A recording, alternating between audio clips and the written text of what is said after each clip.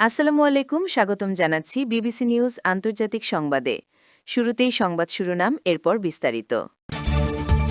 কয়েকদিনের মধ্যেই যুক্তরাষ্ট্রের সাথে আলোচনা শুরুর কথা জানাল ইরান। ইউক্রেনের পূর্বাঞ্চলে রুশ ও ইউক্রেনীয় ড্রোন হামলায় নিহত 4। আফ্রিকার দেশগুলোর সাথে বাণিজ্য চুক্তি নবায়ন করল যুক্তরাষ্ট্র। এপস্টিন ফাইলে মোদির নাম, ভিত্তিহীন দাবি ভারতের।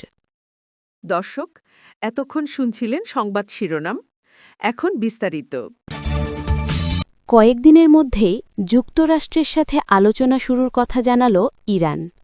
যুক্তরাষ্ট্রের সাথে আলোচনার বিষয়টি নিশ্চিত করে ইরানের পররাষ্ট্র মন্ত্রণালয়ের মুখপাত্র ইসমাইল বাঘাই বলেছেন, তেহরান ও ওয়াশিংটনের মধ্যে আলোচনা আগামী কয়েকদিনের মধ্যে হওয়ার পরিকল্পনা রয়েছে।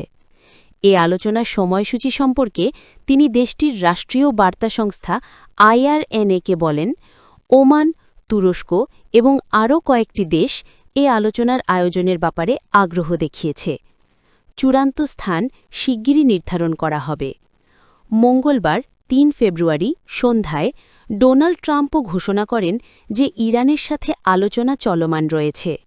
মার্কিন নৌবাহিনীর জাহাজ USS অ্যাব্রাহাম লিঙ্কন থেকে একটি ইরানি ড্রোনকে ভূপাতিত করার পর হোয়াইট হাউসের মুখপাত্র জানান, দেশটির বিশেষ দূত স্টিভ উইটকফের ইরানি কর্মকর্তাদের সাথে আলোচনায় বসার পরিকল্পনা এখনও বহাল রয়েছে।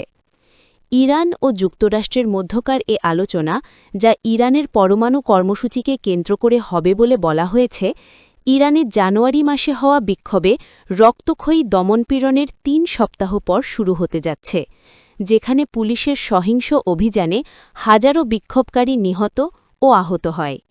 এদিকে ইরানি গণমাধ্যমের খবরে বলা হয়েছে, ইরানের পররাষ্ট্রমন্ত্রী আব্বাস আরাগচি তুরস্ক, কাতার ও ওমানের পররাষ্ট্রমন্ত্রীর সাথে পৃথকভাবে আলোচনা করেছেন।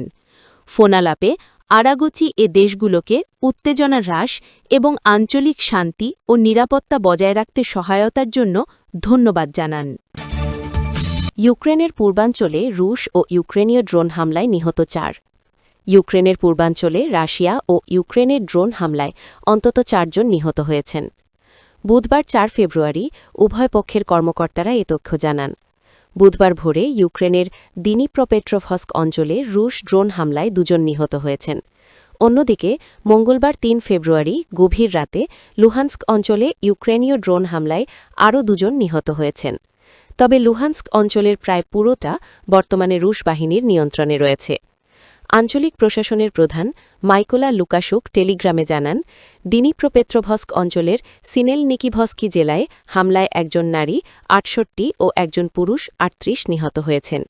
লুহান্স্কি স্থানীয় সরকারের টেলিগ্রাম বার্তায় বলা হয়, নোভোক্রাসনিয়ানকা এলাকায় একটি মিনি বাসে ড্রোন হামলায় এক তরুণ ও 20 বছর বয়সী এক নারী নিহত হয়েছেন। ড্রোনটি ইউক্রেনীয় বাহিনীর কাছ থেকে ছোড়া হয়েছিল। আফ্রিকার দেশগুলোর সাথে বাণিজ্য চুক্তি নবায়ন করল যুক্তরাষ্ট্র। যুক্তরাষ্ট্র African growth and opportunity act AGOA নবায়ন করেছে। মঙ্গলবার 3 ফেব্রুয়ারি নবায়ন হওয়া এই চুক্তির আওতায় আফ্রিকার অনেক দেশ শুল্কমুক্তভাবে যুক্তরাষ্ট্রের বাজারে পণ্য রপ্তানির সুবিধা পাবে।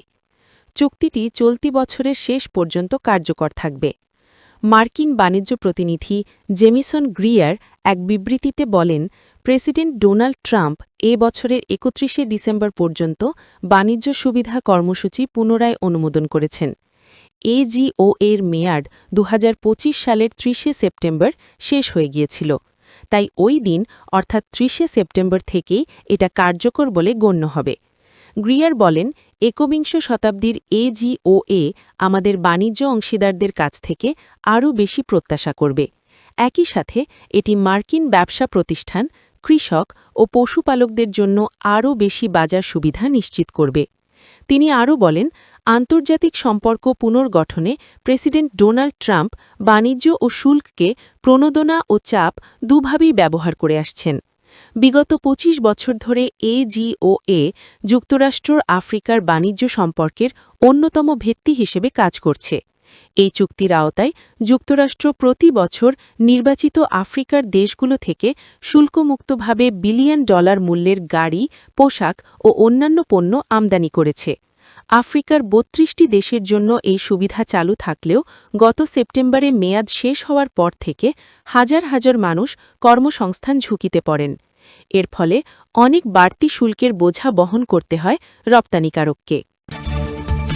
এপস্টেইন ফাইলে মোদির নাম, ভিত্তিহীন দাবি। ভারতের যৌন অপরাধী এপস্টেইনের সাথে সম্পর্কিত লাখ লাখ নতুন ফাইল প্রকাশ করেছে যুক্তরাষ্ট্রের বিচার বিভাগ। এর মাধ্যমে সরকারের দিক থেকে এ বিষয়ে সবচেয়ে বড় সংখ্যায় নথি প্রকাশ করা হল। শুক্রবার ৩০ জানুয়ারি প্রকাশিত নথিপত্রগুলোতে ডোনাল্ড ট্রাম্পের নাম এসেছে শত শতবার। মাইক্রোসফটের সহ-প্রতিষ্ঠাতা বিল গেটসের নামও উঠে এসেছে।